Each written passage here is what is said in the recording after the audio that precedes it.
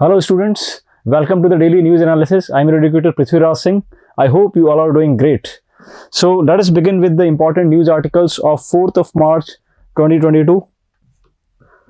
Guys, we are aware that Andhra Pradesh, after it was being formed in the year 2020, definitely it was formed in the year 2014, but in the year 2020, it declared that it would be setting 3 centers or 3 capitals, right?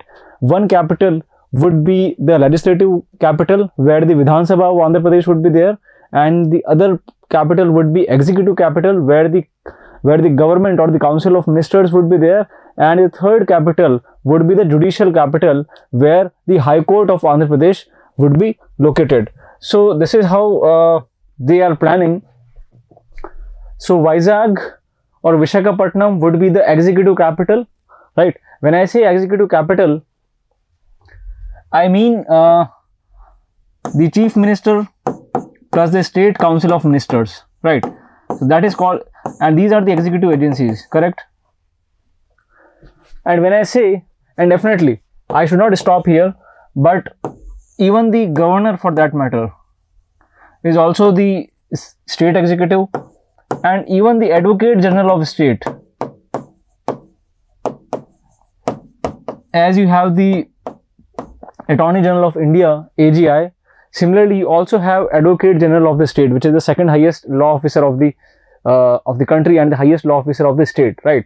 So the executive capital of the state would be formed in Visakhapatnam, the coastal area, right? And Amravati would be the legislative capital. Legislative capital means where the Vidhan Sabha or the state legislative assembly would be having its office, right? And Kurnool would be the judicial capital, right? That means the High Court of the state of Andhra Pradesh would be located in Kurnool, right? So you can remember in this fashion that Vizag, which is at the coastal city, would see the executive capital, and this at the center or at Amravati you will be having the legislative capital, and at Kurnool the High Court of the state would be located, right?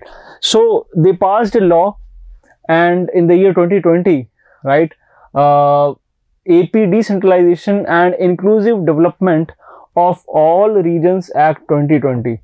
I repeat, it is Andhra Pradesh Decentralization and Inclusive Development of All Regions Act of 2020, correct?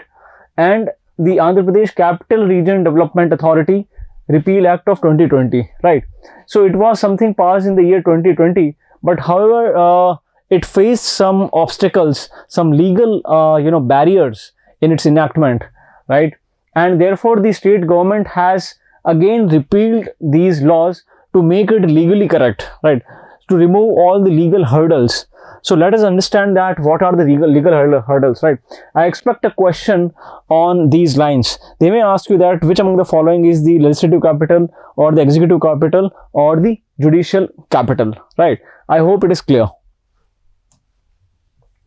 So guys, recently High Court of Andhra Pradesh has said that the government has no right to enact law for 3 capitals. That means High Court Andhra Pradesh has clearly laid down the guidelines that the formation of the new capitals or the 3 capitals can be done exclusively by Parliament and not by the state legislature or by the state government, right? Guys, there is an article in the Constitution, Article 3, which talks about the formation, alteration of boundaries of state, formation of new states, right? And any change in the name, changing the name of the state, right? So Article 3 talks about the creation or formation of new states plus alteration of boundaries of the state. Either you are increasing the boundary or you are diminishing the boundary or you are changing the name of the state, right? So So Article 3 clearly says that Parliament may by law create a new state, alter the boundary of the state, or diminish the area of the state, right? So therefore Article 3 gives the power to the Parliament, and it clearly says Parliament may by law.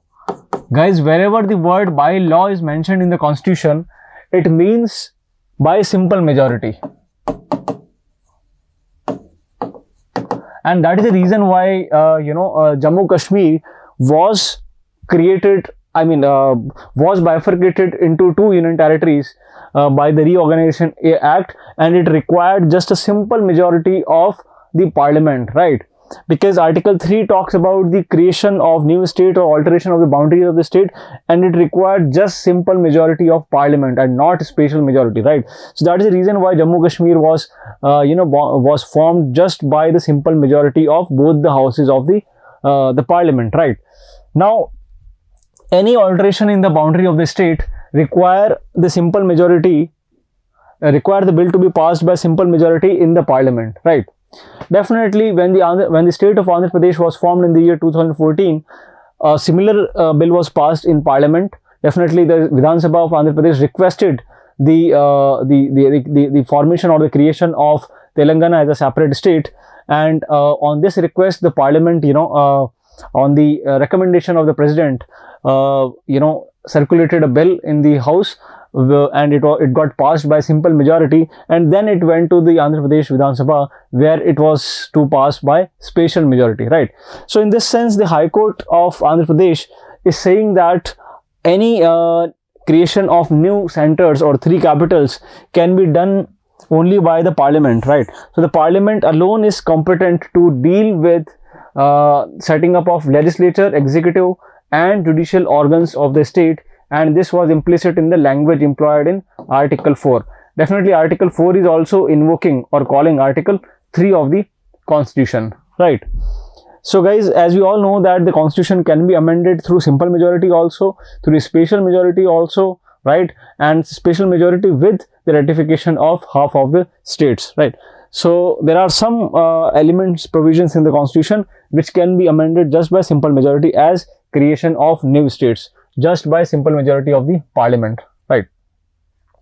And not for the purpose of Article 368, because Article 368 talks about special majority.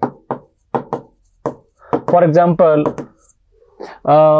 altering any fundamental right, it requires special majority of the Parliament, right? Whenever you are altering the federal structure of the center and the state, right, it requires not only the special majority of the Parliament, but also it has to be ratified by half of the state assemblies, right? In this sense, it talks about the High Court of Andhra Pradesh in fact says that the bill has to be passed by the Parliament for the creation of the new power centers or the new capitals, right? I hope it is clear.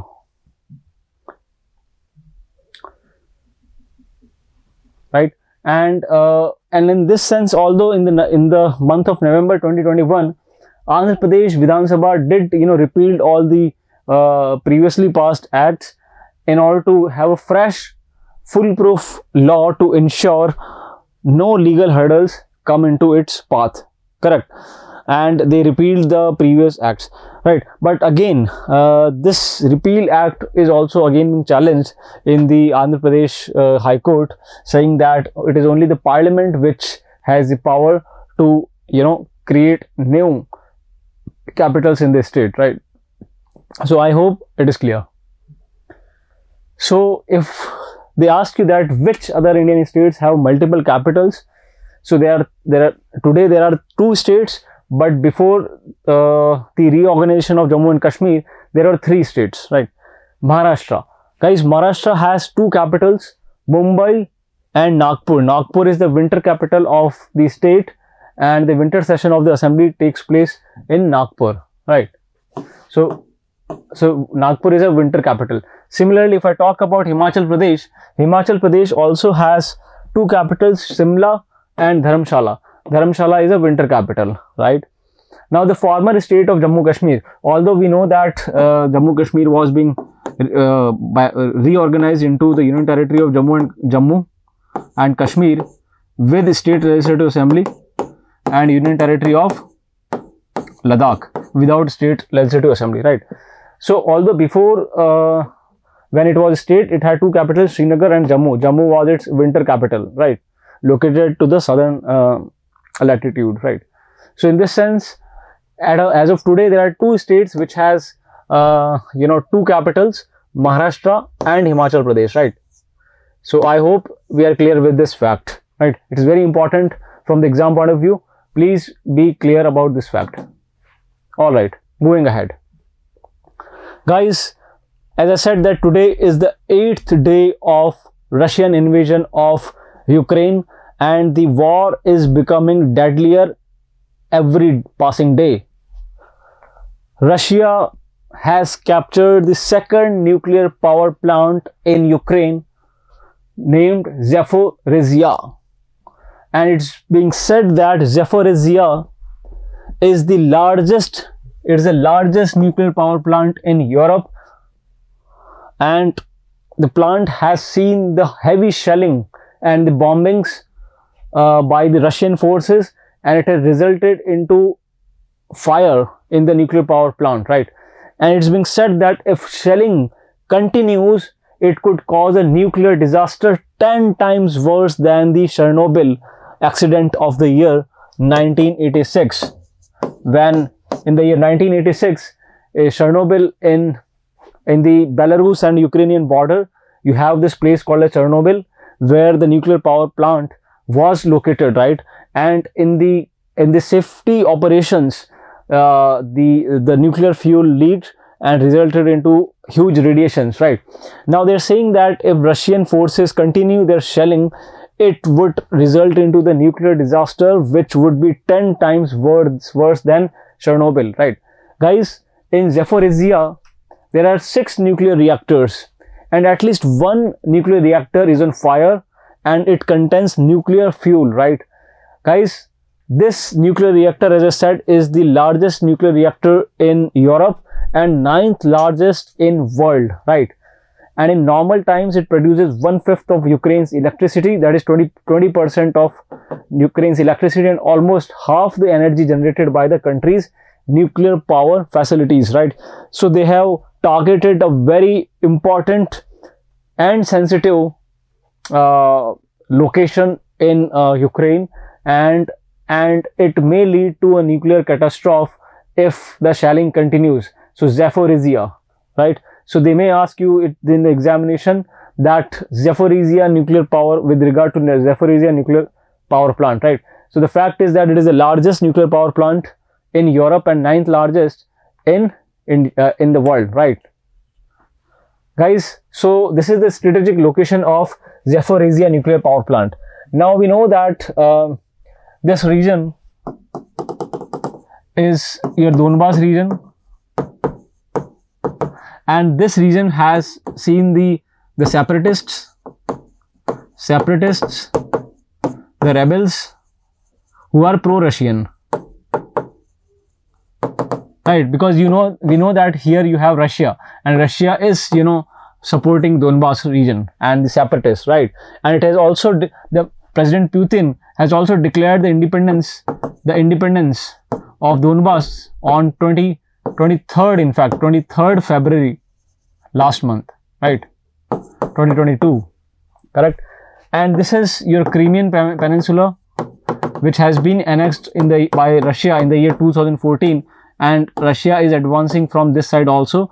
And again, this is your Belarus, which is a Russian ally of Russia, and here also the Russian government has posted its army, and they are they are surrounding Kyiv, and it's being said that a 65 kilometers long convoy is approaching Kyiv, and they are just 30 kilometers far from Kyiv, and in a day it would completely surround Kyiv and it would target Kyiv, right?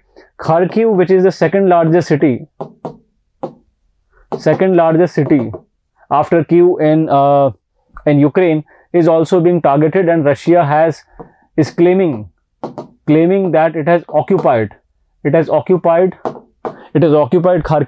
Guys, we have learned yesterday that Kharkiv is also a place where, you know, many Indian students are studying MBBS, along with the near or a very close city, Sumy, right? So Sumy and Kharkiv. So Russian forces are bombing and, you know, doing the air strikes in Kharkiv, and they have targeted Zaporizhia nuclear power plant, which is actually located at the bank of Kakhovka reservoir built on Dnieper river. So they may ask you about the rivers and the geography of Ukraine.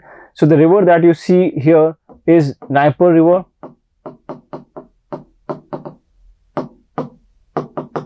right? And a reservoir is being built called as Kakhovka reservoir, right? So it is located in southeast of Ukraine in Enerhodar on the banks of Dnieper river, right? So this is how they are targeting the Zaporizhia nuclear power plant, which is Europe's largest nuclear power plant. I hope we are clear with the strategic location. At the same time, guys, as I said, that there is one more nuclear power plant, although it is decommissioned, it is defunct, it's no more working on the border with Belarus. So we know that here you have Belarus, and here you have a nuclear power plant called as Chernobyl nuclear power plant. Although it has been decommissioned after the nuclear disaster in the year 1986, but still there are radiations leaking, and you know, and the Russian forces have captured the Chernobyl nuclear plant right on the first day of their invasion, that is on 24th Feb, right? So on the 24th Feb 2022, the Russian forces did occupied Chernobyl, right? So there are risks of, you know, nuclear radiations leaking again. Let us understand some details about Chernobyl nuclear power plant. Guys, Chernobyl nuclear power plant, as I said, is being captured by the Russian forces on 24th February, and with the vehicular movements around Chernobyl, there is a possibility that the radiations may be caused by the vehicular movement, right? So the Chernobyl nuclear power plant, today it is defunct, it is decommissioned post the world's worst nuclear disaster in the year 1986, right, where the radioactive plume, right, stretched across Europe as far as Ireland and Greece, right? So guys, Chernobyl in the year 1986, the nuclear accident took place when the safety operations of the plant were undergoing, and it resulted into radioactive you know, emissions stretching across the Europe, and it went as far as Ireland and Greece, right? So radiations are still leaking from the reactor core, as they say, and the Chernobyl disaster in the then Soviet Ukraine, because prior to 1991, Ukraine was a part of the Soviet, and it sent the clouds of nuclear material across much of the Europe in the year 1986, right? So this is how it looks, right? Today you have this old sarcophagus, and it has covered the fourth reactor, which actually leaked in the year 1986, and this zone is called as new safe confinement NSC structure, and 35-kilometer area surrounding Chernobyl nuclear power plant is being completely uninhabited, and there is no human activity in this area, right? Although the animals are there, but then the human activity are not there, right? So this is how Chernobyl was captured by the Russian forces on 24th of February. I hope it is clear. Moving to the next news article, defense acquisition procedure. Guys, Indian government in the previous budget, that is the Union Budget of 2021, has come up with a defense acquisition procedure, DAP 2021, a policy which would make India self-reliant in defense sector, right? So the government is promoting the indigenization of defense projects. That means the defense industry, you know, the equipment should be built in, manufactured in India as much as possible, right? So in order to gain self-reliance in defense sector, the government has started a policy called as DAP 2021 or Defense Acquisition Procedure 2020, my bad. So 2020, right? Now the approved projects include the development of light tanks, communication equipment, airborne electro-optical pod, and airborne standoff jammers, right? So these are the projects which would be developed by the government under the DAP 2020 or Defense Acquisition Procedure, right? Now this policy had superseded the Defense Procurement Procedure of 2016, right? And it talked about modernization of the armed forces, including the Coast Guard, right? So the Coast Guard is also included, right? Not only the armed forces, but the Coast Guard is also included, right? Now let us discuss about the highlights of new policy. Now there have been reservations and the protections for indigenous firms, right? It has defined, the DAP 2020 has defined Indian vendor as a company which is owned and controlled by the resident Indian citizens, right? So an Indian vendor would be the company which is owned and controlled by a resident Indian citizen, plus where the foreign direct investment or FDI is not more than 49%, right? So it is very important, guys. Indian vendor is the company where the the FDI is less than equal to 49%, plus it is owned and controlled by Indian resident, by Indian citizen, right? So that is the definition of Indian vendor under Defense Acquisition Procedure or DAP 2020. I hope it is clear. Now the new by category, right, the global manufacturers working in India, this category stipulates the indigenization of at least 50% of the overall contract value of a foreign purchase, right? That means at least 50% of the overall contract value of a foreign purchase bought with the intention of subsequently building it in India with technology transfer, right? So that means whatever amount that the foreign company, invests in Indian products, the 50% of the contract value has to be invested in India, right? So this is the second point under the DAP 2020. It also talks about the greater indigenous content. It says that at least 10% the 10% higher indigenization than DPP 2016, right? That means the equipments and the products that are being used should be more indigenized, that means more localized, and it is 10% higher than DPP 2016, right? It also talks about import embargo list, right? Import embargo list means there are 101 items which are whose import is being banned, in India, right? To protect the domestic producers and to promote the indigenization of the defense sector, 101 items are being notified by the government, or who would see their imports not happening in India, right? So they would not be imported in India, right? So it restricts the commerce with a specified country, correct? Then the next clause is the offset liability, right? The offset clause means it requires a foreign vendor to invest a part of the contract value in India, right? So as far as the offset contract is concerned, offset contract says that whatever amount that the foreign vendor is investing in India, a part of that has to be invested, a part of the contract value has to be invested in India, right? So that means a foreign vendor to invest a part of the contract value in India, right? So जो भी contract value होगी उसका कुछ part जो है foreign vendor India में invest करेगा, that is called as offset value, right? But DAP 2020 कहता है कि offset जो liability है वो clause ही हटा दिया गया, right? So that clause has been completely removed, right? So the government has decided not to have an offset clause in procurement of defense equipment, right? So in this sense, the foreign vendor, the clause which required the foreign vendor to invest a part of the contract value in India, that clause is now foregone, has been removed, and now the foreign vendor is not required to invest, some part of the contract value in India, right? So in this sense, the indigenization of the defense sector would be promoted, right? I hope it is clear.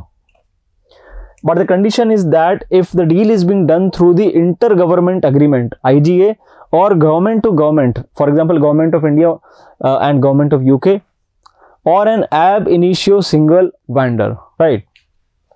So this is how DAP 2020 looks like, right? And it has also approved the enhanced delegation of financial powers for capital procurement to senior officers. जो officers होते हैं Indian army में, जो top officers हैं, उनको भी powers दी गई है कि आप लोग भी प्रोक्योरमेंट, मतलब प्रोक्योरमेंट की पावर कर दी गई है. फॉर एग्जांपल, जो officers army commanders and equivalent rank के हैं and regional commanders and coast guard, they are being given the financial powers up to 100 crore rupees, right? At the same means they can procure the equipments worth 100 crore rupees. The officers of the rank of commanders, right? Even they have given the powers up to rupees 200 crore to Deputy Chief of Army Staff, Master General Sustenance, Chief of Material, Air Officer Maintenance, Deputy Chief, Integrated Defense Staff, and Additional Director General of Coast Guard, right? So they have given the powers to different positions. That means the officers of the level of commander can, are being given the financial powers up to 100 crore rupees, and the officers of the rank of Deputy Chief of Army Staff, etc., are being given the powers up to 200 crores. I hope it is clear. Guys, after the Russian invasion of Ukraine, we have seen that even the Asian Infrastructure Investment Bank, AIIB, has also, put all the activities relating to Russia and Belarus, which is the ally of Russia, on hold and under review in the wake of the current conflict in Ukraine.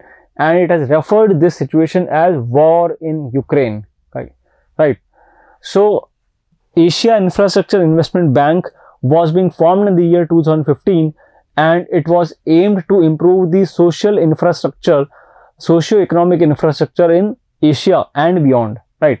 So it was aimed to improve the socio-economic infrastructure in Asia and beyond. Beyond means beyond Asia, right? Now there are 57 founding members, and it is headquartered in Beijing, right? Now, if I compare, guys, the important financial institutions, definitely we know World Bank Group, IMF, Asian Development Bank, ADB, and the Asian Infrastructure Investment Bank. These are the 4 global financial institutions, right?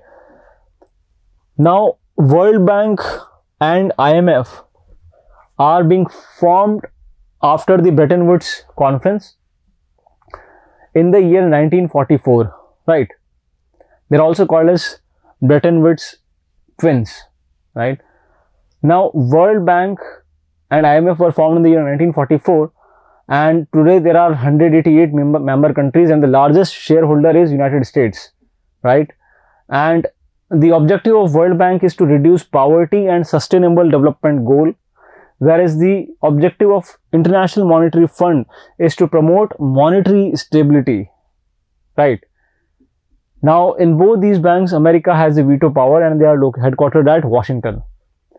Coming to the Asian Development Bank, the largest shareholder is Japan, and it is headquartered at Manila, right?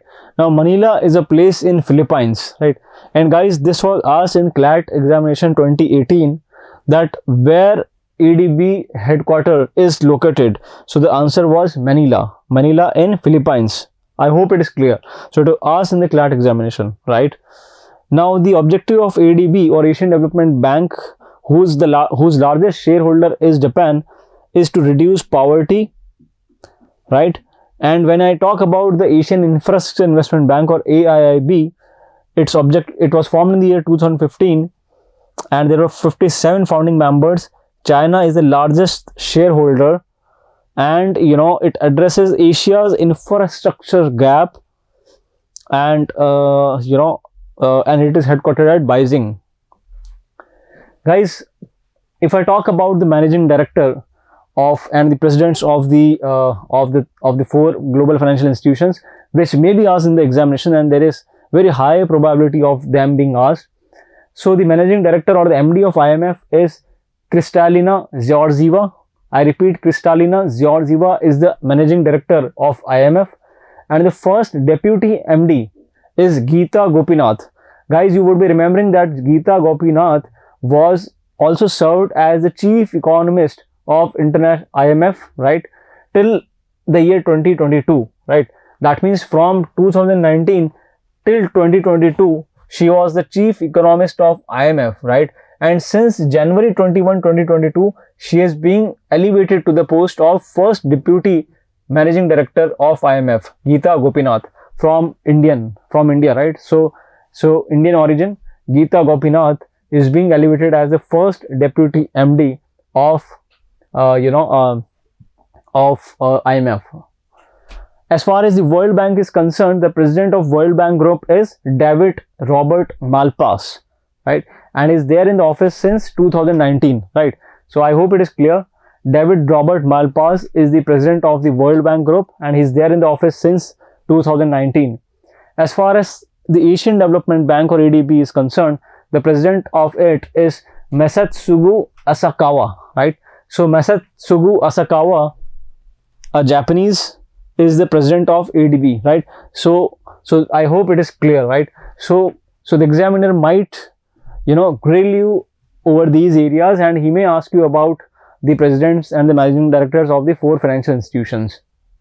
Now, as far as the AIIB is concerned, recently the former governor of RBI, Arjit Patel, is being appointed as the vice president of AIIB. Very, very important, and I expect a question on this.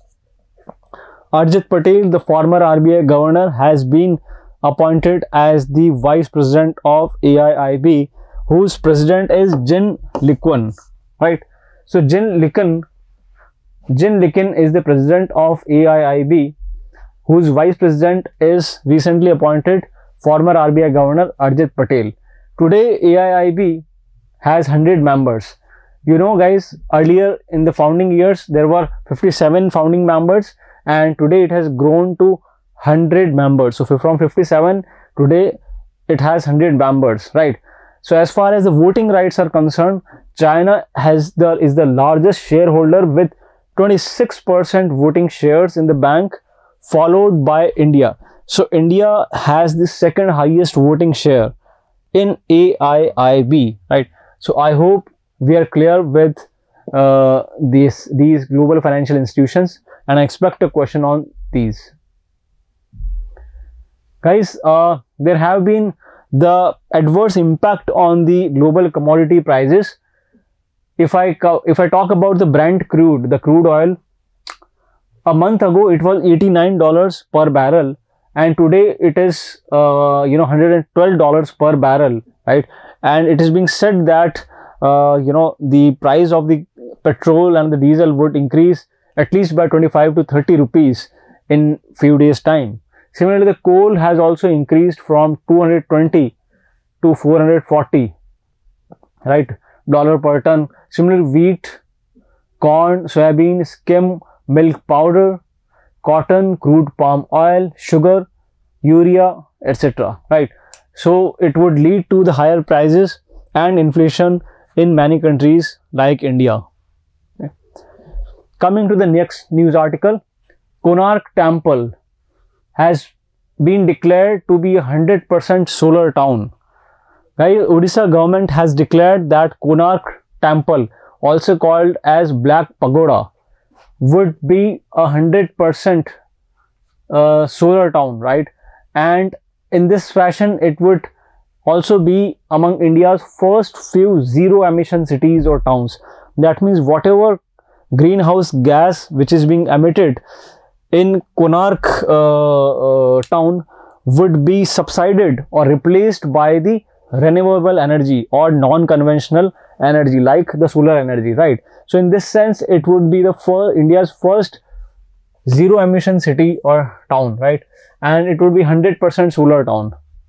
As far as the Konark temple is concerned, it is famous for its gigantic chariot of sun god with 12 pairs of exquisitely ornamented wheels pulled by the 7 horses, right? So it is a sun temple, also called a sun temple, and there is a gigantic chariot of the sun god with 12 pair of wheels pulled by the 7 horses, right? It's being said that it was being built by King Narasimha Deva, the great ruler of Ganga dynasty. King Narasimha Deva, right? And the temple was included in UNESCO World Heritage Site, right? It was included in UNESCO World Heritage Site, and the temple is a perfect blend of Kalinga architecture, heritage, exotic beach and salient natural beauty. I hope it is clear. So they may ask you that which among the following towns is being referred in the passage, which would be the India's first zero emission city or 100% solar town. So the answer would be Konark, and it is being built by King Narasimha Deva of Ganga dynasty, right? So here you can see the image of the Konark temple, right, located at the coast of Odisha, right, and it is very close to Puri and Bhubaneswar, right? Now guys, Konark temple, as you can see, is also known as Black Pagoda due to its dark color and used as a navigational landmark by ancient sailors, right? Similarly, the Puri temple or the Jagannath temple in Puri is being called as White Pagoda, right? So Puri is called as White Pagoda and Konark temple is called as Black Pagoda, right? Now it remains a major pilgrimage site for Hindus who gather here every year for Chandrabhaga Mela around the month of February, right? So in the month of February, there is a fair called as Chandrabhaga Mela in Konark, right? And the Konark is the third link of Odisha's Golden Triangle. In the tourism industry in Odisha, they call it a Golden Triangle. The first link is Jagannath Puri, the second link is Bhubaneswar, and third link is Konark, right? So tourists, may explore these places, Jagannath Puri, Bhubaneswar and Konark. So this is how the Golden Triangle is being formed, right? I hope it is clear. Now moving to the next news article. Guys, recently the governor of Maharashtra, B.S. Koshyari, has said that Samarth Ramdas was the guru of Chhatrapati Shivaji, and it has raised controversies, right? Because several politicians, of Maharashtra has expressed their disapproval of this remark.